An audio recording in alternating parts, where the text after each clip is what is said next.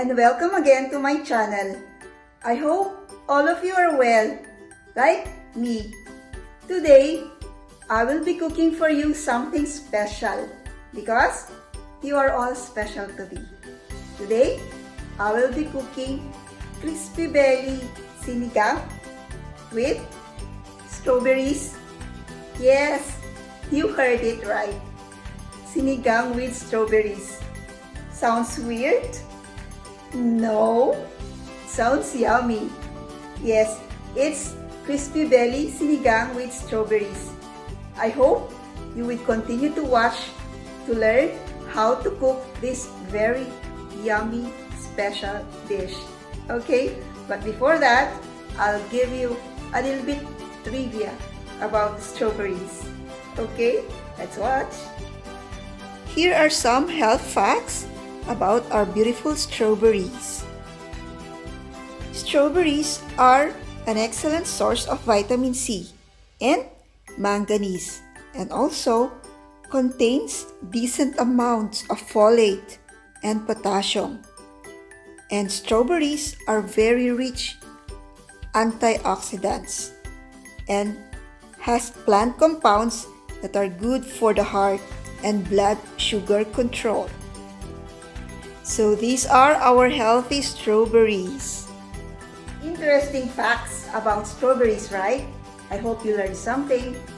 Okay, so let's start cooking the very delicious new dish for everybody. Crispy belly sinigang in strawberries. Let's go! These are what we need for our delicious sinigang. We need kangkong, a bundle, 3 taro or gabi. We need 2 tomatoes, 1 onion, ladyfingers or we call it okra, 3 eggplants, green chilies, and of course, our delicious strawberries, and not to forget our pork belly, and to give taste to our sinigang, the fish sauce. These are our ingredients for our sinigang. We shall now prepare our pork belly. Okay? But to further clean our pork belly, we should boil first the pork belly for 10 minutes. After boiling the pork belly for 10 minutes, we shall now remove the pork belly from the water and we should discard this water. In this step, we have furtherly cleaned our pork belly and removed some faulty smell of the pork belly. In the same pan, we shall boil again the pork bellies, and this time, we shall now add our spices to give taste to our pork belly. Okay, and these are, we need laurel leaves, black peppercorn, we need garlic, mashed garlic, and of course salt. This will give more taste to our pork belly, and we shall add 4 cups of water. Okay, and then we shall boil again the pork belly. This time we shall boil it for 30 minutes. Okay, after 30 minutes of boiling, now our pork belly is tender. Okay, we shall now remove the pork belly from the broth. Remove everything from the broth and set aside the pork belly as well as the broth because we need the broth later in cooking our sinigang. Okay, set aside the broth and the pork belly. To give more taste to our pork belly, let us sprinkle a little bit of salt. Sprinkle in both sides. And rub the salt evenly in both sides of the pork belly. Okay? We can now fry our pork belly. Okay? This time, I will show you 2 ways to fry the pork belly.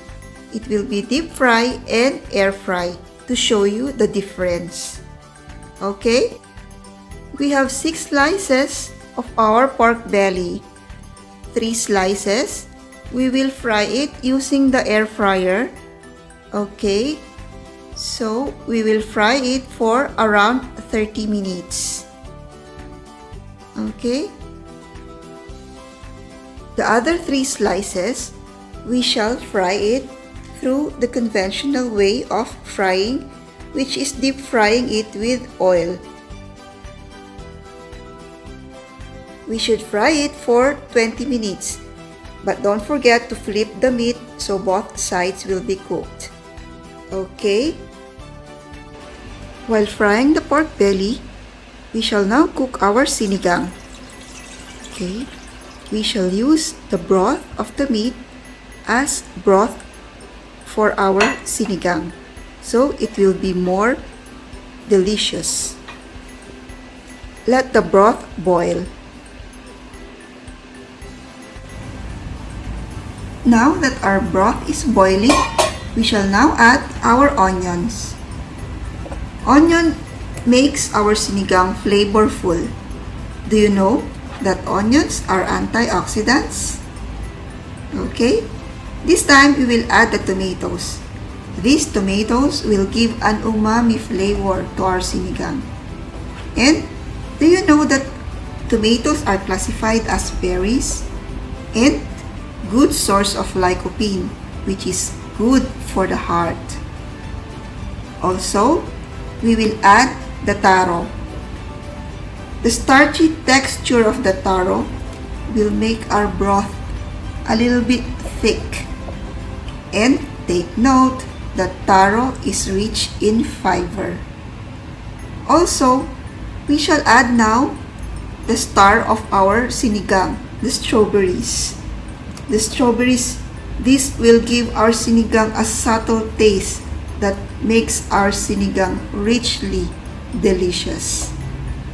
Okay, so now let this boil for around 3 minutes.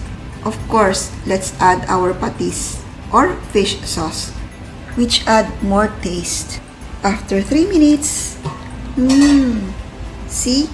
It smells so flavorful and it looks so nice. This time, we shall now add our remaining vegetables. Okay, we will add now the ladyfinger, which is also known as the okra, and of course our green chilies for our sinigang, and also our eggplants. See, guys, our sinigang, it's not only very delicious, but also it's full of nutrients because of our vegetables. Okay, let it simmer for about a minute, not to overcook our vegetables. And lastly, we can now add our kangkong leaves. Okay, our kangkong leaves is also healthy. And after adding the kangkong leaves, let it simmer only for how many seconds, so not to overcook our vegetables. Okay? Tada! Here's our sinigang. It's so delicious, perfectly cooked, right? Let us now check our pork belly. Now it's perfectly crispy. Here's our crispy belly, deep fried in oil. Look at it. It's so nice, right? And can you hear that? It sounds crispy. And check the color. It has a very nice color. Perfectly fried. I feel like I wanted a bite now. But wait. Now, time to check our meat from the air fryer. Look at our meat. They all look good. See the color, and it looks so crispy. It's also perfectly fried, I guess. Right? See the color, it's very nice. So, let's spot the difference between air fryer and deep fryer. Here we go. Here's our crispy belly. Both perfectly fried from air fryer and deep fryer. No difference, right? But air fryer is healthier. Let us now prepare our crispy belly to complete our delicious sinigang. Listen to this. You heard that? Did you hear how crispy our belly is? Perfectly fried for our crispy sinigang. I'm now excited. Excited for our crispy sinigang in strawberry. I know it would be very delicious. Here we go, our crispy belly and sinigang.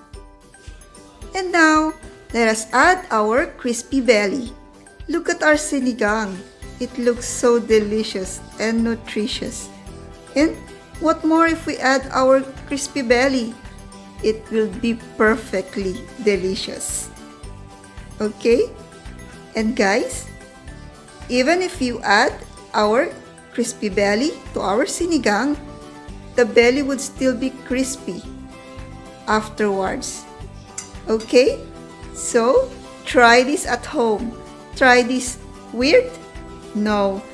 Try this deliciously, nutritiously crispy belly in strawberries. I'm sure your family would love this delicious crispy belly in strawberry. Please give me a thumbs up and don't forget to subscribe to my YouTube channel. God bless you all.